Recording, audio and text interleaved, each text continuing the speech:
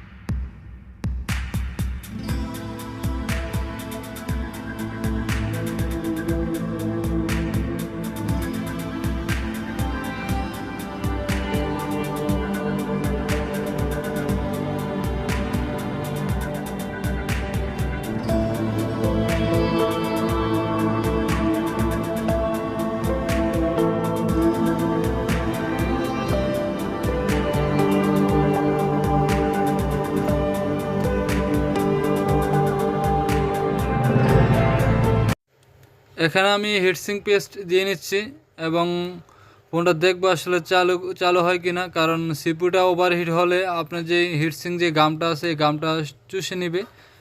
তো এখন আমি চেক দিয়ে দেখবো আসলে ফোনটা রান হয় কিনা।